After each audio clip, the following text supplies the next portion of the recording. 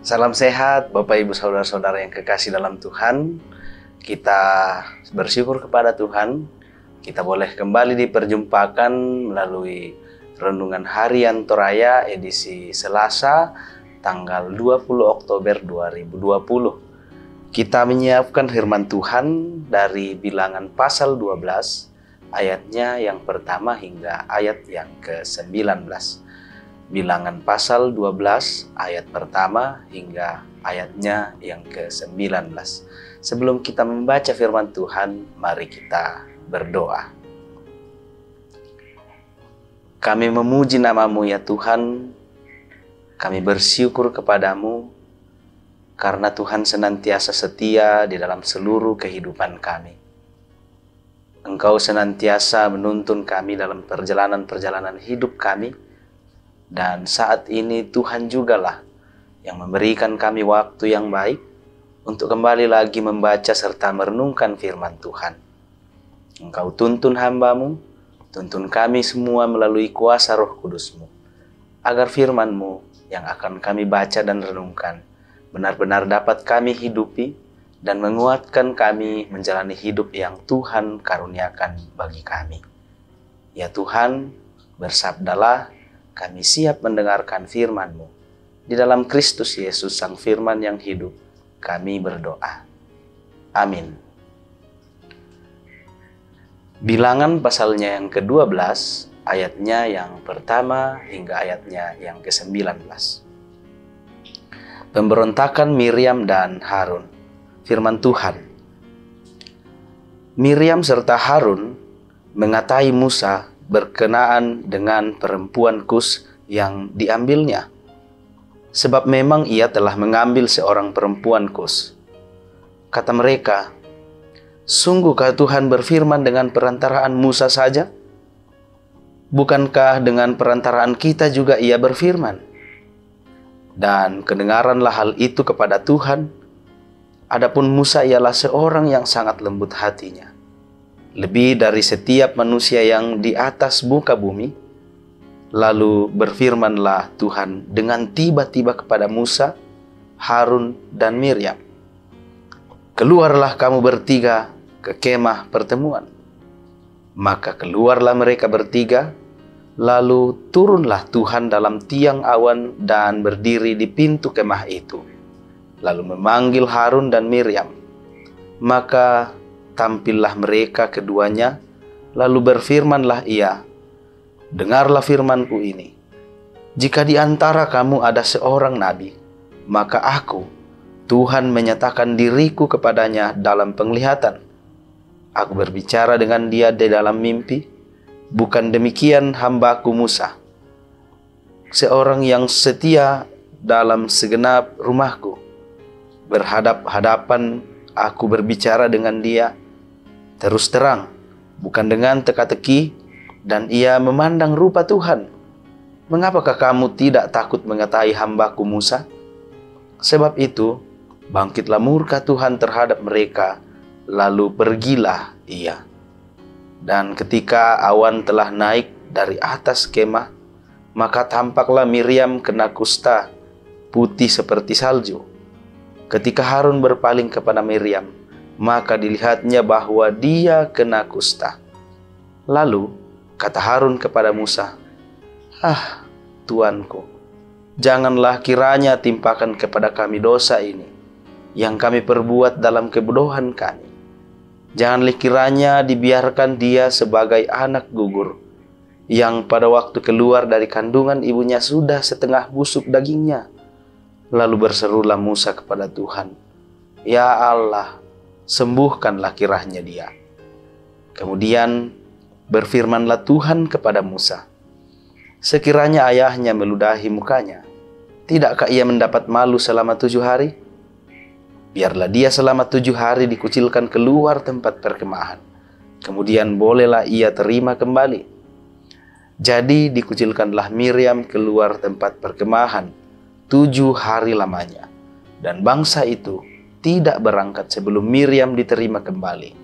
Kemudian berangkatlah mereka dari Hazerot dan berkemah di padang gurun Paran. Amin. firman Tuhan.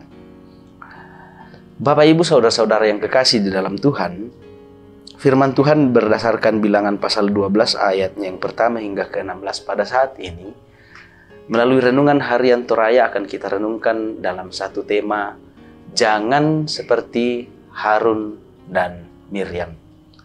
Da ami peulai Harun sola Miriam. Saudara-saudara yang kekasih, pernahkah Anda merasa kecewa karena menyaksikan orang lain mengambil keputusan yang benar-benar tidak sejalan dengan keinginan hati Anda? Lalu, apa sikap Anda ketika menyaksikan keadaan tersebut? Dalam pembacaan kita, Musa memilih diam dan ia tidak membela diri dalam ayatnya yang ketiga. Namun ternyata Tuhan membela hambanya Musa. Tuhan telah memilih dan menetapkan Musa melampaui jabatan nabi karena kepadanya Tuhan berbicara muka dengan muka. Namun perbuatan Miriam dan Harun seolah menolak pilihan Allah atas Musa. Miriam dan Harun kecewa kepada Musa yang telah menikahi perempuan Kus.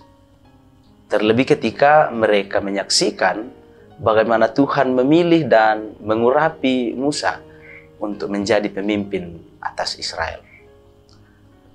Mereka berada dalam keiri hatian. Lalu kemudian mengata-ngatai Musa dengan mengatakan, sungguhkah Tuhan berfirman dengan perantaraan Musa saja? Bukankah dengan perantaraan kita, ia juga kemudian berfirman? Tuhan tahu apa yang terjadi. Sehingga Tuhan memanggil Musa, Harun, dan Miriam untuk kemudian masuk ke dalam kemah pertemuan. Karena telah mengata-ngatai orang yang telah diurapi Tuhan, Miriam dan Harun terkena penyakit kusta. Bapak, Ibu, saudara-saudara yang kekasih dalam Tuhan, Tuhan memilih seseorang sesuai yang Allah inginkan. Karena itu kita harus menghormati keputusan Allah dengan memberikan dukungan kepada setiap hambanya. Lebih dari itu, berilah mereka semangat dan jangan justru mengata-ngatai mereka dengan ucapan yang tidak memberi harapan. Apa yang menimpa Miriam dan Harun kiranya menjadi peringatan dan betul-betul menjadi pelajaran bagi kita bahwa jangan sekali-kali iri hati kepada orang lain. Terlebih-lebih iri kepada orang yang telah dipilih dan diurapi Tuhan. Sekali lagi, berhentilah untuk kemudian menyimpan di dalam hati keiri hatian. Amin firman Tuhan. Mari kita berdoa. Ya Tuhan kami, jika Engkau boleh mengajar kami melalui Musa, melalui Harun, melalui Miriam, untuk di dalam diri kami tidak menyimpan keiri hatian. Kami tidak menyimpan rasa dengki, bahkan menghina atau mengata-ngatai orang yang Tuhan urapi. Maka kami bersyukur kepadamu, Tuhan masih mau mengingatkan kami. Di dalam kehidupan kami ya Tuhan, mungkin kami sering kali iri hati dan dengki kepada orang lain. Dan terlebih, kami kadang-kadang berada dalam situasi kepelikan hidup yang melihat orang-orang yang Tuhan urapi sebagai orang-orang yang kami benci, bahkan kami mengata-ngatai mereka.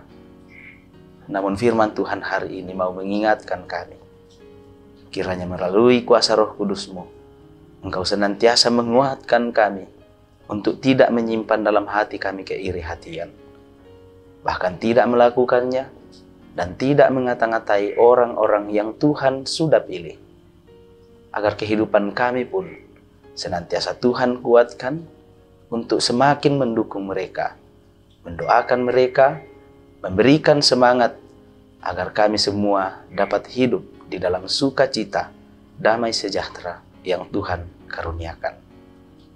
Ya Tuhan, syukur atas firman-Mu saat ini. Kami berdoa di dalam Kristus Yesus, Sang Firman yang hidup. Amin.